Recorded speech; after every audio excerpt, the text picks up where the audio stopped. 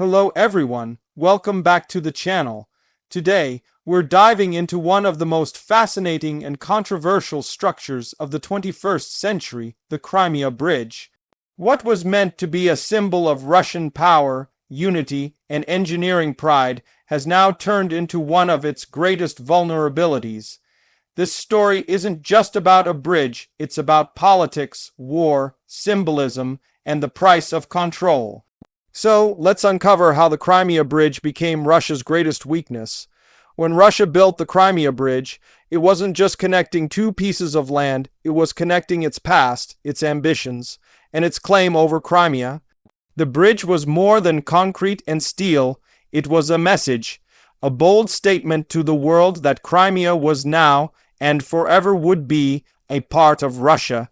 Stretching across the Kerch Strait, linking mainland Russia to the Crimean Peninsula, it became Europe's longest bridge, a staggering 19 kilometers. The project was rushed, built under heavy political pressure, and completed in 2018 at a cost of over $3 billion. To many Russians, it was a national achievement. To Ukraine and much of the international community, it was a symbol of occupation. But as history often reminds us, symbols can become targets, and that's exactly what happened here. From the beginning, the bridge was never just an infrastructure project. It was built in defiance of international law, under sanctions, and in a region already under immense political tension.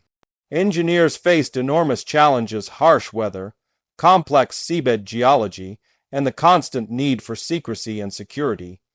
Yet, the Kremlin pushed forward, driven by the idea of making Crimea inseparable from Russia. Vladimir Putin personally inaugurated the bridge, driving a bright orange Kamaz truck across it. Cameras captured him smiling proudly, waving as if this bridge was the final seal of Russian dominance over Crimea. But what he might not have realized that day was that this same bridge would later become one of his army's biggest nightmares. Why? Because the Crimea Bridge wasn't just symbolic, it was strategic. It became the main logistical artery connecting Russian forces in Crimea with supplies, troops, and fuel from mainland Russia. Without it, maintaining a military presence in Crimea and southern Ukraine became extremely difficult. That made it a perfect target for Ukraine. The first signs of its vulnerability appeared in 2022. As the full-scale war between Russia and Ukraine intensified, the bridge suddenly became more than an engineering wonder. It became a lifeline that Ukraine desperately wanted to cut. Then came the morning of October 8, 2022. A massive explosion rocked the bridge, sending plumes of fire and smoke into the sky. A section of the roadway collapsed into the sea, and a fuel train caught fire. The blast was so powerful that even from kilometers away, people could see the flames burning. Russia was quick to blame Ukraine, while Ukraine remained quiet, at least at first. But the message was loud and clear: the bridge was not invincible. It could be hit, it could be destroyed, and suddenly, what was once a symbol of pride turned into a symbol of vulnerability.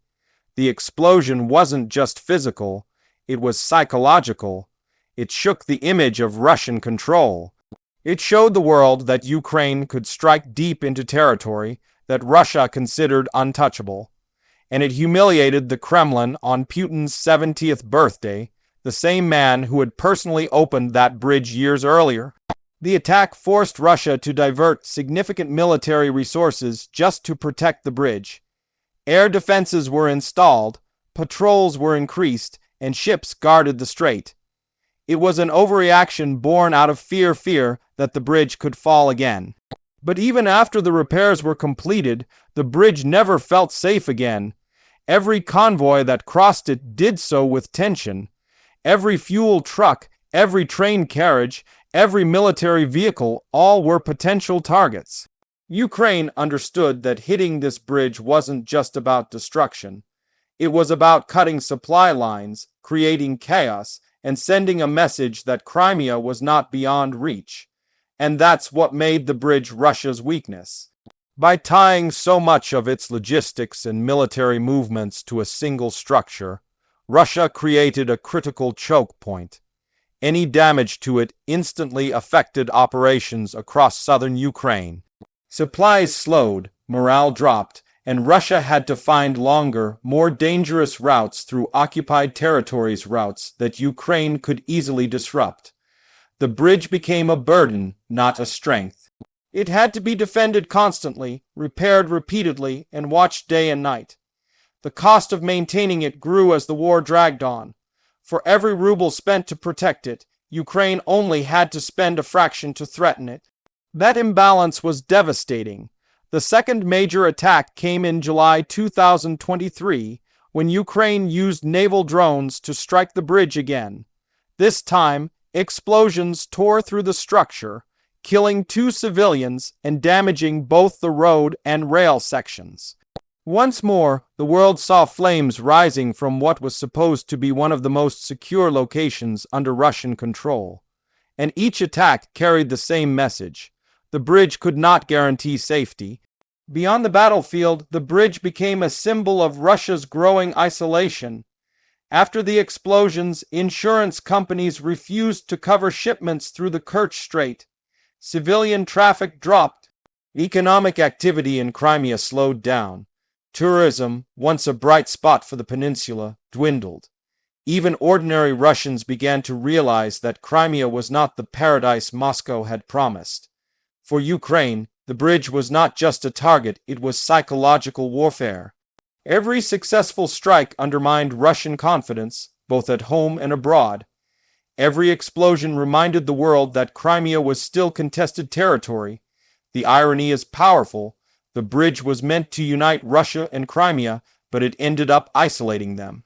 Instead of solidifying Russian control, it exposed how fragile that control really was. Every time the bridge was hit, it symbolized the cracks in Russia's grip over the region. The Kremlin continues to portray the bridge as fully operational, as if nothing happened. But satellite images, independent reports, and on-the-ground accounts all tell a different story. Delays, rerouted convoys, and nervous checkpoints show the deep impact of the attacks. And the psychological cost keeps rising. Soldiers stationed in Crimea know that their supply lines depend on a single bridge that could vanish in an instant. That constant uncertainty eats away at morale. Commanders must plan every movement around the fear of another explosion. Even civilians crossing it know they're taking a risk. The bridge also revealed Russia's overconfidence in its own engineering and intelligence. Despite boasting about advanced defenses, the attacks proved that no system is perfect. Ukraine's use of innovative tactics, sea drones, covert sabotage, and precision strikes outsmarted Russia's massive military machine.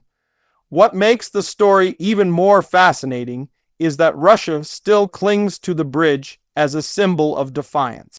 Every time it's damaged, Moscow rushes to repair it and reopen traffic, desperate to show the world it's still in control.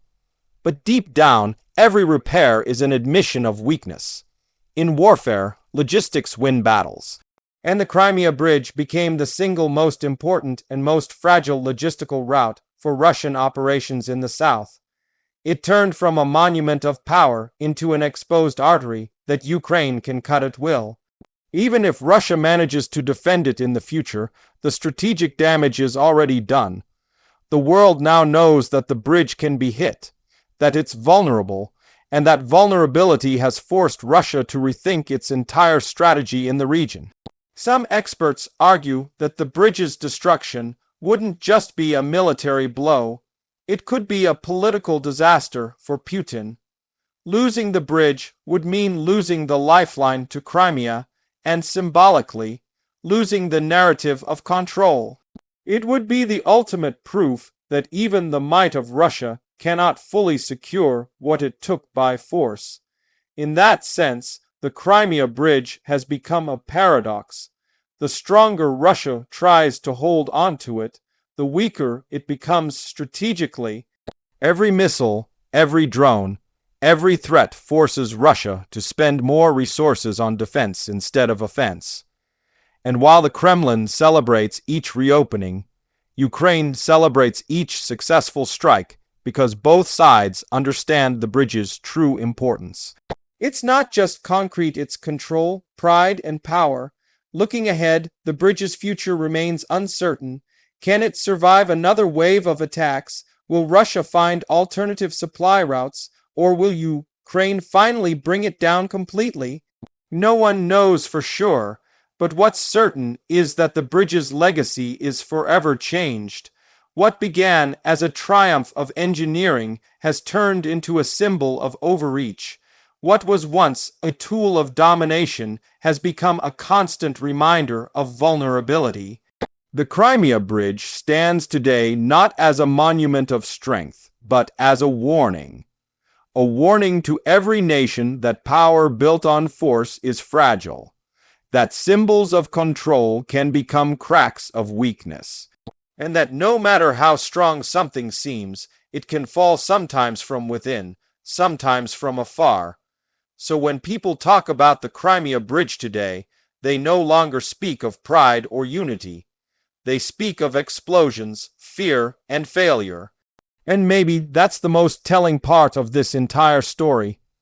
Because in trying to connect Russia to Crimea, the bridge instead connected the world to a truth that's impossible to hide. The line between power and vulnerability is thinner than steel. And in that truth lies the downfall of empires. Thank you for watching. If you found this deep dive insightful, don't forget to like, share, and subscribe for more powerful stories from history, politics, and geopolitics.